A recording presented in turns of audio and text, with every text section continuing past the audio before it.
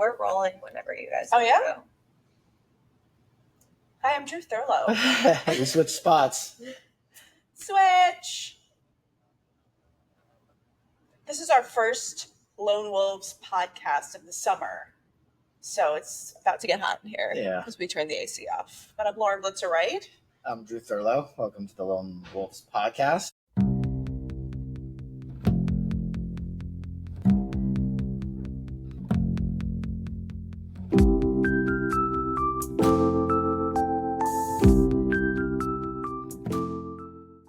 Today we're going to talk about something that no one's really talking about, AI. So I was like, what are you going to say? But since Drew is the expert, I want to get a little bit into why he's the expert. So have you always been, I know that music has been a part of your life forever. You are an adventure-seeking type guy. We won't talk about his foot yet, but like adventure-seeking, traveling guy. Have you always been interested in technology? Yeah, I think so. I think in the music context, it started when I played music and I had done that whole thing. And then I worked at a label. And then in 2011, I was the first music industry person that Pandora hired. Oh, and wow. I remember taking the elevator my first day of work and meeting like a guy in the elevator who was like a sales rep, sold media. And he was like, hey, what's up? And we were talking about, he was like, I was just at a concert last night. I was at a Tiesto show. And I was like, I have to work with someone who likes Tiesto. I had come from this like really nerdy imprint called Nonesuch, a Warner label, where I was working with like Americana and world music, and I had David Byrne and the Black Keys and Wilco and the artist Bjork, and the artists who really mattered to me. Yeah. And I thought dance music was like not so music. dumb. Right, yeah.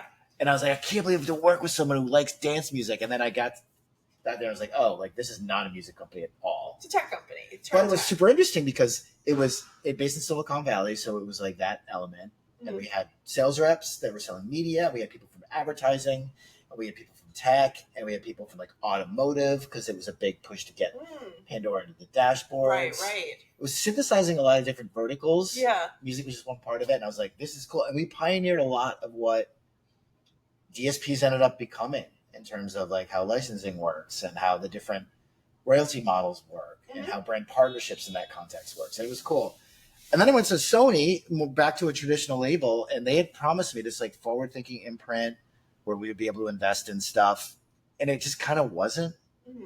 And a lot of it had to do with like the way that the recorded industry changed around that time. It wasn't anyone's really fault, but it was also just like Sony's a big corporate entity. I always say it's like steering the Titanic. It's very hard to like to shift, even though your intention is to be innovative and to be, up with the next best thing. If you're not a leader in that space, it's very hard. Yeah, and it just like it runs on inertia, and there's just a lot of catalog to manage, and so it was. I had a good run there, 6 years or so. It was fine. Yeah. But then when I left and I decided I was going to leave and do other things, this coincided with AI entering our lives. Yes. And I was like, wow, this is going to have some real applications on music. And I had the time and I had the kind of experience being through like file sharing and being an artist and being signed to labels and publishers and then doing A&R and then working on these. I had the kind of perspective on what this could mean. So I started just kind of thinking and writing about it. Mm-hmm. And then I got approached by a publisher to write a book about it. And then I wrote for Billboard about it. And now I have a consulting business where I help music companies navigate. So I've always been interested in the technology, but it really just like I was just kind of at the right place at the right time. And how do you think? So when you've been on the corporate side of music and you've been on the art, you were an artist as well on the creative side. When you think about AI, do you lead with one of those sides first, or do you think about it holistically from both of those perspectives?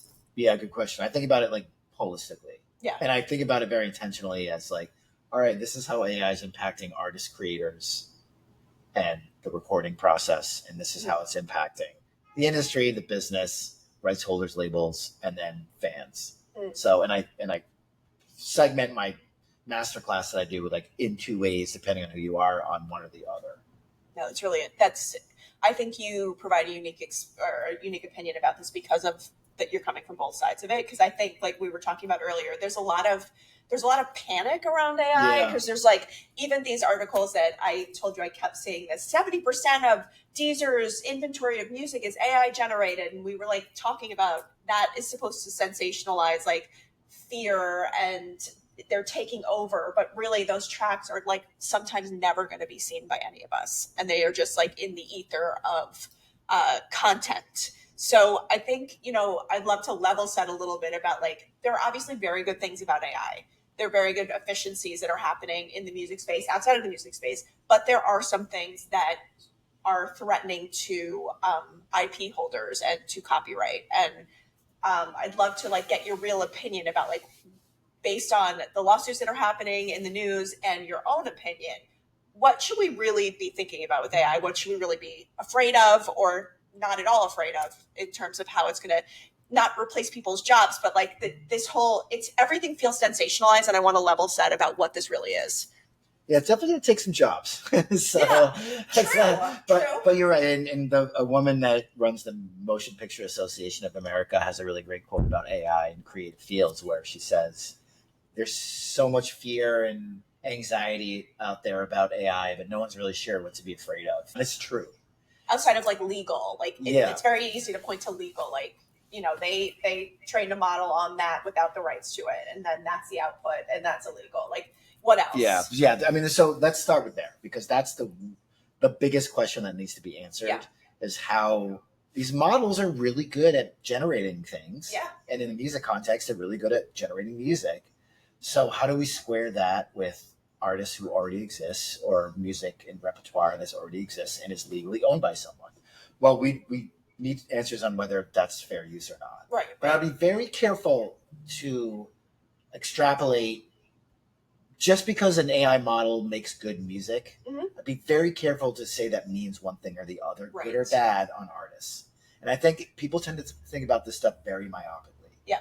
And there are always unintended consequences with any kind of tech advancement or any kind of disruption. Mm-hmm. And for the most part in creative history, it's been good for creators and artists when this stuff happens. So there's been a couple of cases this week, actually, or late last week, that were just announced that could have a bearing on music. One of them is an Anthropic case, a big large language model owned by Amazon, and then there's one Meta, a case around their language model.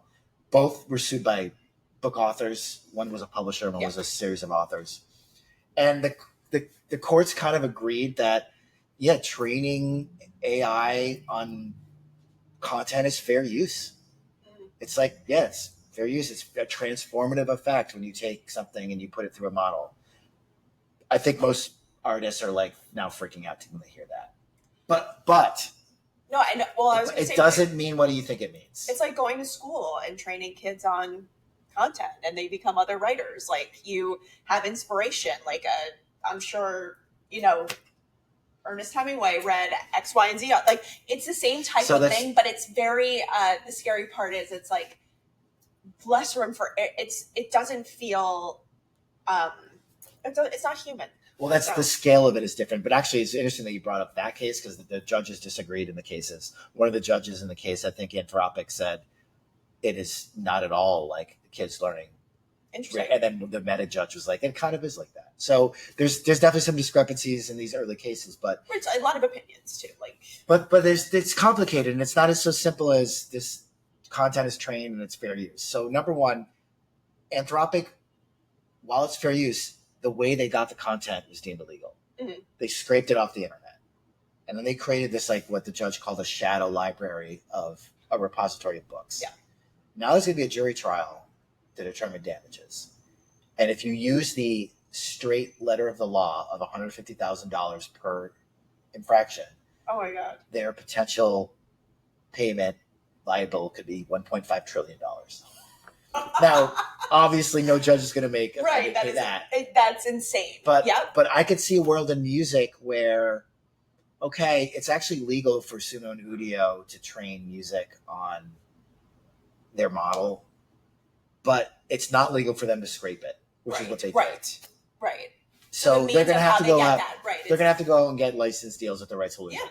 Number two, a lot of these, even if it is legal and they are allowed to scrape it, a lot of these models want to license it because they want to get the data in a way that they can use it. Right. It's a lot harder to scrape the internet, take what you get and like comb through it. It's just like messy and it's wrong and like get a feed from Sony or Universal. Right, but also do it the right way. Do it the right way. Yeah, you want to be on the right side of ethics. We haven't even mentioned the ethics, but yeah, be on the right side of that. So that's all about training and the inputs. And then we have the question of the outputs. Mm-hmm. Like what happens when the model makes something? And that is a whole different case, and that has not been addressed yet. That's the crux of the lawsuits right now with Suno and Udio and the RAAA and Anthropic and the publishers. Not even addressed yet. So we'll have to see what happens with there.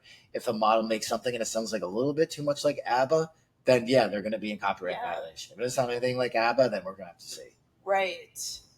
But once that output starts making money, it gets complicated. It does make it complicated because one of the things, whether it defines fair use or not, is whether it harms the commercial market. Right. But just because an output is making money doesn't mean it's going to hurt the commercial music market. Right. In fact, you could make arguments that it would help the commercial music market. If Sony can create a new revenue stream based on these AI models, it's helping their market. If artists can use these AI models to record more cheaply and to create more music, it's helping their market. In fact, one of the reasons why I think Suno and Udio are in a good standing on this lawsuit is because we're 2 years into this AI boom and the commercial music market is only growing. So that's a good indication. Yeah. And then you mentioned that Deezer is now reporting that X number of songs on there, 70%, something insane. But it's a third of the royalty pool. Sorry, a third of a percent of the royalty pool. Right. It's like nobody wants this shit. No, it's true. Nobody's listening to this shit. We had a long conversation, which we will get to in another podcast, about artistry in general and how it is turned into creators coming in and spending 45 minutes learning a tool that's free, producing something and saying, well, Spotify's not paying me. It's not working, compared to the times before this where, you were playing bars for $10 and the dues are different now. And I think, there's a massive amount of content on there that just doesn't live up to the standards of the consumer. So, right. And whether it's AI or not. Right. Exactly. Yeah. Exactly. And most of the fraud right now actually isn't AI. It's like the sped up, slow down. It's the pirated music. Right. I mean, it's not great when you take AI and you make an obscene amount of songs and then put them on Spotify and then hire a bot farm. I think we talked about that in a previous episode. That case was. And then there's this another really well-known case now this last week of a artist named Velvet Hammer. What? Nicole, our producer, can you look up what this artist is? Someone said, I think that might be, Yeah, I mean, it could be. It doesn't. It was someone made a fake band called Velvet something and put a bunch of music up, and it's clearly AI generated. The lyrics are like The Velvet Sundown. Yeah, and it's AI, and it's like so they made the artwork, and the lyrics are like really funny and cheesy, but rock band. It's like a psych rock country band, and it freaked people out because I think they got like 300,000 streams or whatever, and it's making money, and you're not allowed to claim publishing on generative AI. That's one thing the copyright offices around the world are very clear on. So you can't earn publishing on generative AI. They probably are, which is like illegal, and the DSP shouldn't let them do that, but like everyone's kind of freaking out about the Velvet Sundown. Yeah. But it's a novelty. And of the 1.5 trillion on-demand streams that were had in the world last year, so few of them are AI. Yeah. That it's not affecting the royalty pool, really. That could change. Right. But right now, let's just stop with the AI is going to take an artist's livelihood jobs. At least performing artists. Let's just stop at that. I think 300,000 monthly listeners. They have 300,000 monthly listeners to Spotify. Fine, great. Right. Okay. So that is nothing compared let's to. Let's scale that though. Tech always gets better for the most part. I would say this feels more hopeful to me than the Web3 NFT phase we went through prior to AI popping up. That was just a bust because it was not accessible to many people, and there was a concentrated amount of people, the whales that were kind of determining the market. Remember that Beeple? Do remember the Beeple NFT? It was sold for $69 million. It was valued at $100. Right. It's Sotheby's. Was it Sotheby's or Christie's? Yeah. I mean, we had huge Sotheby's. auctions. Isn't that crazy? Something went from $69 million to $100. Like, what is That's a that? fucking bubble. Yeah. If I've ever seen one. So that felt at the time so far in. This felt a little bit like that at the beginning, but I feel like is definitely not. And the barrier of entry is much lower than the NFT space. And they're not related much. But I think with tech, we always seem to get better with years as it develops. So while yes, that's a one-off with 300,000 monthly listeners, that's not what it might be like in 2 years. Let's game theory this out. Sure. What assumptions do we have to make if AI generated music is going to take a large percentage of the royalty pool? Say it's like even 5%. Yeah. Which would be a factor of like 15 times what it is now.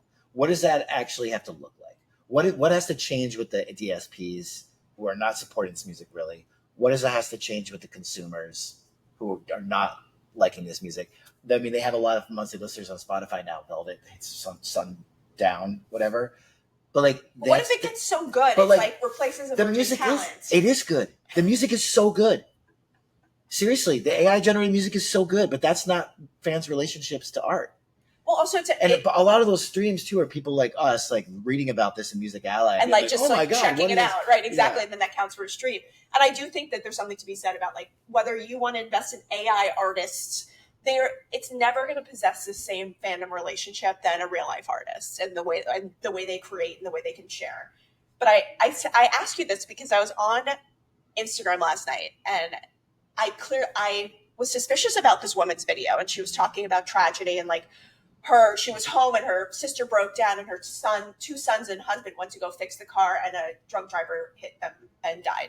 And people were commenting, oh my God, I can't believe there's a lot of views. And I was like, this looks like AI. So I went through all the videos, which are all very similar. There's a background of books behind them. And then, of course, I always look at the hands because AI gets hands wrong all the time. And one woman had like 17 fingers. And like, there was something off. Maybe the woman had 17 fingers. Pretty sure. Like, I'm going to tell you that. I'm going to show you it after. So you're going to be like, that's AI.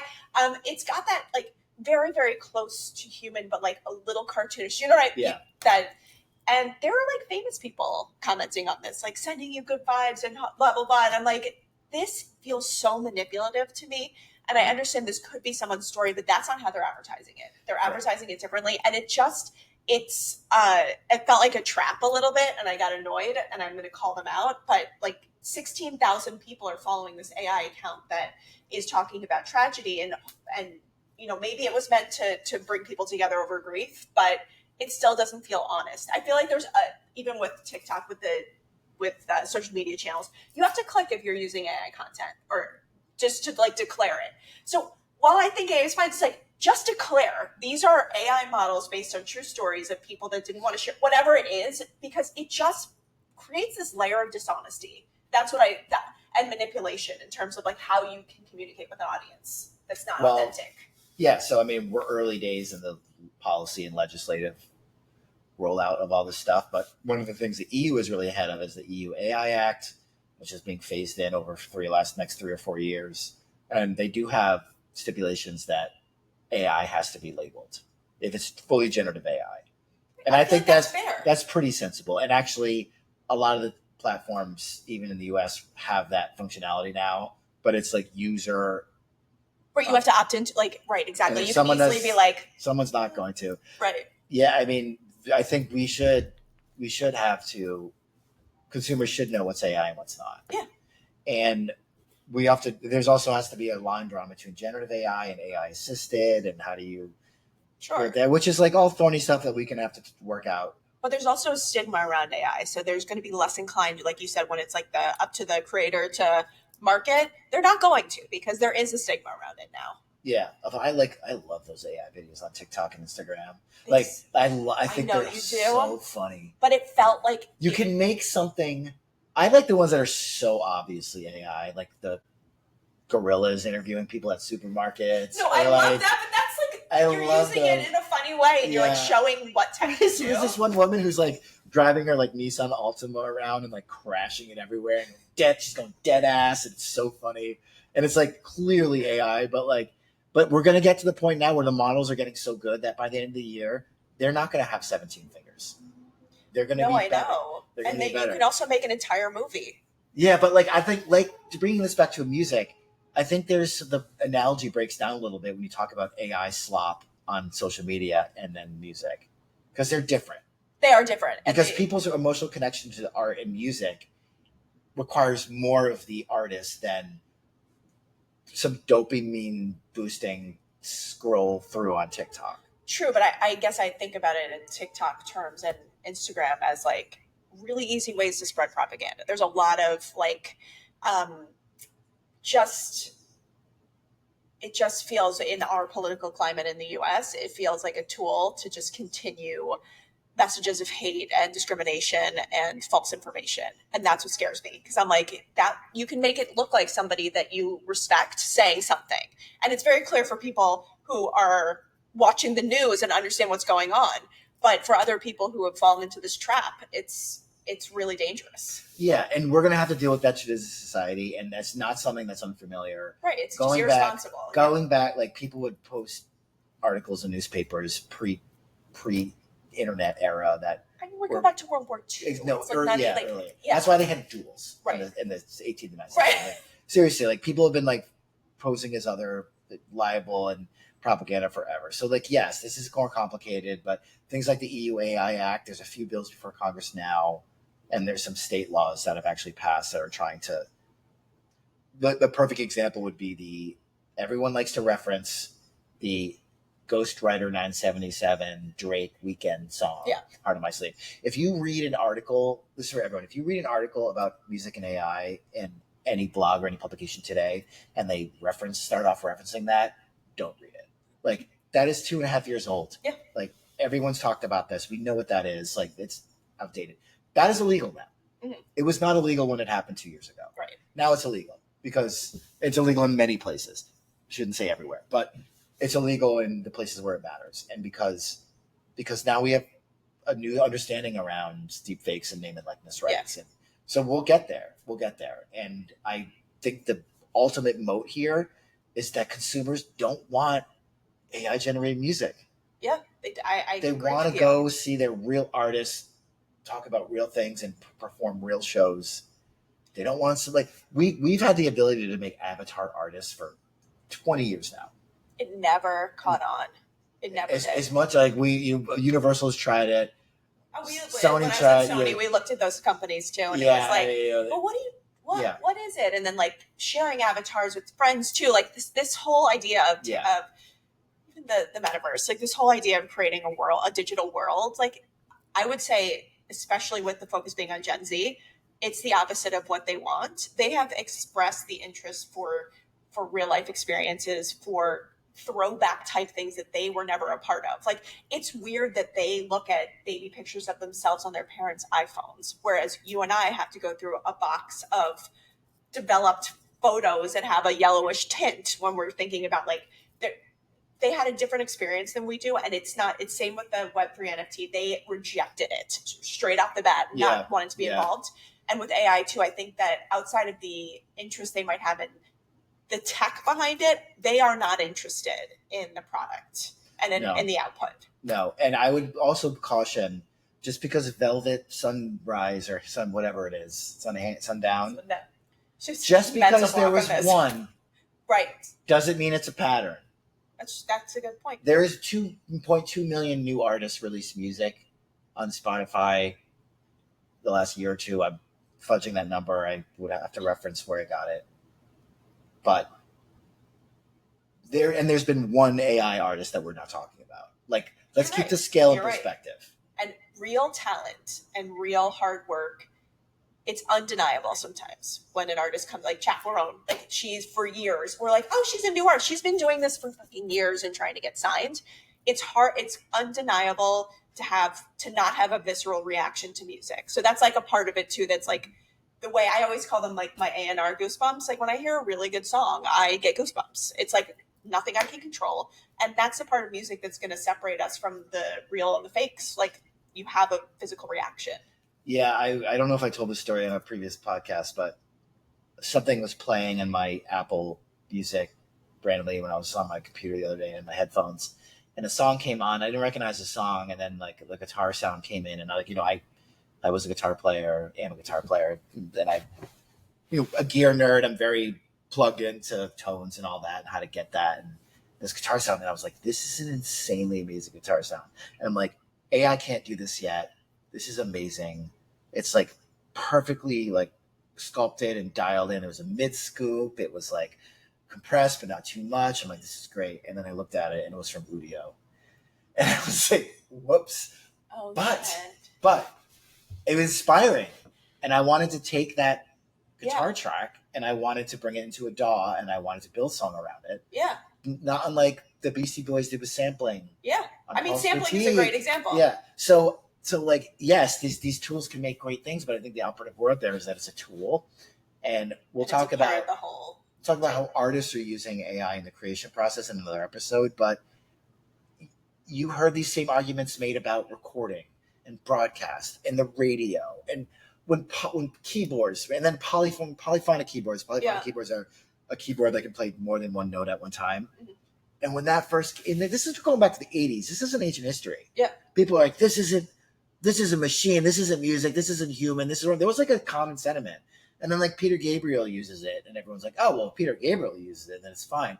And now like it couldn't be more benign to use a polyphonic synth in popular music. Yeah. In fact, most pop songs don't have that. So this is just I see that line, that lineage of just be continuing with AI. And I think that we'll talk about in another episode, which we have addressed the jobs that are at loss. And right, yes, more on the corporate side of. Well, yeah, I mean, you're not going to need as many mixing or mastering engineers or session musicians, and people are going to be able to do more and more on their own. Like, yes, but that's true with any tech disruption, and we'll see how this evolves. But my thesis is pretty optimistic. Cool, me too. Well, we just scratched the surface of AI and music. There's much more to get to. Did you know it stands for artificial intelligence? Nobody. I think it's funny. Of course I do. I know you know that. I just think it's funny that we're all just like, I know artificial intelligence. It's like the term that's been thrown around forever. And now we really apply it to our daily. That term was coined in a Dartmouth conference in the late 1950s. Really? Yes. Of course you know that. You wrote a book about it. Yeah. Cool. Well, until next time, stay safe, stay cool. I'm Drew Thurlow. Lauren Blitzer-Wright. We'll see you soon. Like, comment, subscribe.